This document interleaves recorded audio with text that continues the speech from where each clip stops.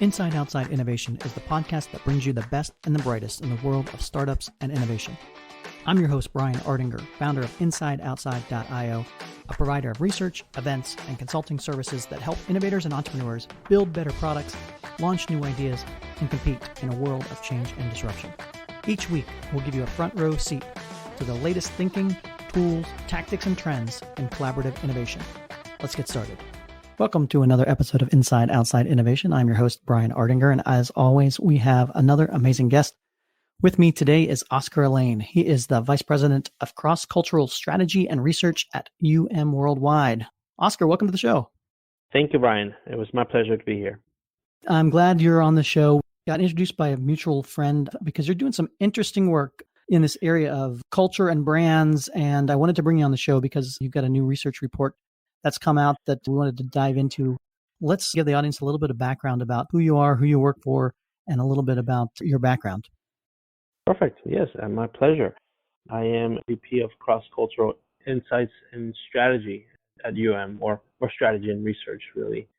A lot of what I do is I try to just be that connecting point between execution and strategy when it comes to reaching multicultural audiences in the U.S. So a lot of the studies, a lot of the things that we've been focusing on over the past, say, 2 years has been in trying to recreate this entire conversation about culture, about multicultural audiences, because a lot has changed just in the past 10 years alone when it comes to understanding these audiences. And I think it's time that we start reframing that conversation a little bit that goes beyond language, that goes beyond just the traditional channels that we've been talking to. So that's really what has been my focus over the past couple of years. And it's been a very exciting and fulfilling role here that I'm doing at Let's dig into a little bit about some of the latest research. So my understanding is has come up with a new WAVE study titled WAVE X Remix Culture. So let's talk a little bit about how that study came about and what are some of the key findings.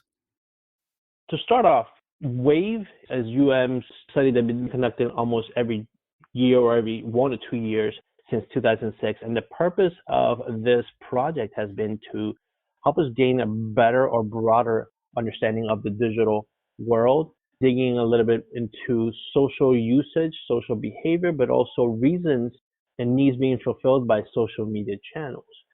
Recently, we also try to dig a little bit deeper into moments, those specific instances in which consumers are more predisposed to hearing or being reached by brands. This year was the 10th edition of this survey, and we decided to take a different spin on it and introduce the remix culture into it, or quantify what was the remix culture. Now, I'm going to talk a little bit about what the remix culture is. The remix culture is a framework that we created a couple of years ago to help us understand movements that were happening in culture that were being influenced by ethnic, minority, or growth segments. By that, obviously, I'm talking about Hispanics, Latinos, Asians, but also the LGBT community. What's interesting is that this came about as a result of us being tasked by a client. They wanted to understand what were some of these macro and micro trends that were happening among 18 to 34-year-old Latino and Black audiences. Mm-hmm. And what were some of the implications of these trends in their business? And in engaging with this exercise, we came across some interesting revelations or some larger trends, if you will, that helped us explain some movements that were occurring within these communities. And the result is this framework called the remix culture, by which we're able to observe movements in culture across 4 different cultural tenets. The first one is called resist, or the notion of standing up for something or standing against something that doesn't align with your values. The second pillar is called Retrograde, which speaks to that sense of authenticity and nostalgia, or the appreciation of simpler times. Re-globallize, which is about global reach and local connections, speaking to that fluid exchange taking place between local and global culture. And last but not least, the sense of Recreate, which is mixing things up to disrupt, taking and splicing from different sources to create a solution for yourself. Hey listeners, I wanted to pause this interview for an exciting new announcement. We are bringing back the Inside Outside Innovation Summit right here in Lincoln, Nebraska. Mark your calendars for October 20th through the 22nd. Tickets are on sale at theiosummit.com. We are going to have experts from the world of Disney, Facebook, American Express, Nike, All these folks are coming together to talk about innovation, disruption, startups, and the world that we live in today. Check it out at theiosummit.com, and we'll see you in October. It's pretty interesting. Talk a little bit about how did this come about from the standpoint of, did you start noticing trends, or did brands come to you and say, hey, we're noticing changes in our customers themselves, and we want to better be able to connect with those folks? What's some of the driving forces with the look at this particular aspect of culture and stuff, and what have you found out?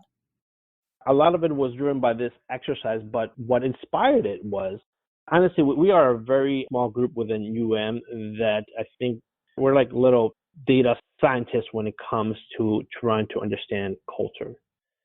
A lot of what we've been focusing on, as mentioned earlier, was in trying to reframe this conversation, because if you look at just the Latino segment by itself, let's say 20 years ago, when I came to this country, the imperative for me as a professional, or as a student, or as just an individual that was looking to succeed in society was for me to acculturate, assimilate, just be part of American culture. Fast forward those 20 years to where we are today, and the conversation more is about being unique, having that sense of identity. And a lot of it among ethnic segments is about trying to amp up on that sense of who you are based on your culture. So we were seeing a lot of that already. We just hadn't quantified it. We were looking to understand what kind of impact that sense of identity, that notion of self based on cultural or ethnicity, what kind of impact that had on consumption behavior. So that was the impetus, if you will, the genesis of what led to the remix culture. And that's how we came to understand that whether you're Black, you're Asian, you're Hispanic, you are part of a movement of a generation that is more predisposed to speaking up against things that don't align with your values, or things that are impacting your communities. You've always been someone, if you're of ethnic descent, that has more likely than not to retroculturate or retrograde back into your culture. You're also someone that has a polycultural mindset. Therefore, you're picking and choosing from all parts of the world. But guess what? We've been impacting mainstream culture for a very long time. It just hasn't been called out as such. Right. And last but not least, there's this sense of entrepreneurial spirit that has always been part of ethnic audiences that has led us to recreate or come up with new solutions for things that weren't there for us. So historically, that has been the case. And so that was, again, part of the inspiration behind the remix culture. Let's talk a little bit about what you found in the study, maybe specific case studies or examples that you see this playing out. A lot of what we did with this study was trying to help quantify what was this POV, this framework, this mindset that we had identified. We were trying to look at what the remix culture looked from a global perspective. And one of the things that we found is that this is not exactly or entirely generational. This is not just limited to specific subgroups and minority segments, although a lot of it is being inspired. But it is a mindset that a lot of times differs by countries, or is being driven by specific age cohorts in different countries. For instance, we see that in Nigeria, this is something that is driven mostly and primarily by 16 to 24-year-olds. In China, 25 to 34-year-olds lead the way when it comes to the remix culture, or these four cultural tenets. Whereas in the United States, they can go anywhere from 16 to 44-year-olds. They're the ones that are just leading this conversation. They're the agents of change, if you will, when it comes to the remix culture. So is this, for example, we saw in the news the last couple of days, Wayfair and their employees took a step and walked out based on Wayfair's willingness to sell their services to the border net. Is this an example of this remix culture coming out to play? They're feeling more predisposed to actually stand up against something that they don't believe in. But in terms of how brands can play into this conversation, brands have been doing this for a very long time.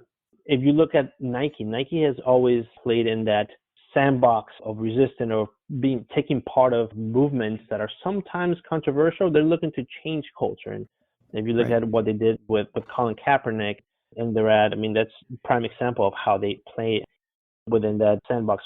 They've been doing that for quite some time, I guess. Yeah. When it comes to authenticity and nostalgia or retrograde, I mean, you see more than ever, you're seeing that there's this generation that are going back and forth between access to content. So Netflix, for instance, is one brand that is creating content or making content accessible from other eras. I have a 12-year-old that the other day was telling me about that she was watching The Office. I mean, she wasn't born when The Office was Right. was on television on NBC, but she caught it on Netflix and her friends are watching it. So again, they know that this is content that creates this sense of curiosity and appeals to Gen Z's sense of discovery. Uniqlo, for instance, recently had a program where they were tapping into local artists in the UK. That's just an example of re-globalalizing, for instance. And you need to look no further than Starbucks to think about recreate. I mean, they come up with a new drink every year. 2 years ago, it was about the unicorn frappuccino. Right. Last year, or it was about the crystal ball frappuccino. So they're coming up with new ways of recreating an entire notion and experience of drinking lattes or coffees or just flavored drinks. So clearly the path for a brand, used to be more laid out where, don't be political, talk about your features and benefits and talk to that brand or that audience. And is it the fact that the audiences are changing that are requiring this? Is it the fact that brands are becoming quote unquote woke? What do you think are some of the driving forces behind how this is all playing out?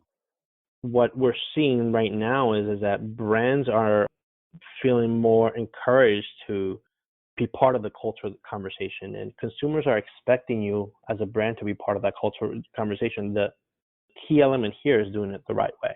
I see. You see some brands, and I will refrain from mentioning that they get backlash when they try to just be part of this moving force, this moving train, and they completely fall flat on their face because they didn't take a specific movement seriously, and they thought that it would be solved by putting product in a consumer's hand. My point is, when brands do it the wrong way, they get called out. They get dragged on social media. When they do it the right way, though, you see what happens with Nike. It increases their sales. They reach this level of cultural currency where they are more accepted by consumers, and it helps increase their sales. So that's basically what we're seeing today when it comes to this conversation about resist. It's fascinating stuff, Oscar, and I do appreciate you coming on board to talk a little bit about some of the new things that you're seeing in this particular space. If folks want to find out a little bit more about yourself or about the Remix culture or what's the best way to do that? People can find out more about us through umww.com. Well, Oscar, I appreciate you being on Inside Outside Innovation. Look forward to hearing more about all the new things that are going on in the world of marketing and branding, and appreciate you being on the show. Thank you, Brian. That's it for another episode of Inside Outside Innovation. If you want to learn more about our team, our content, our services, check out insideoutside.io or follow us on Twitter at the IO Podcast or at Ardinger. Until next time, go out and innovate.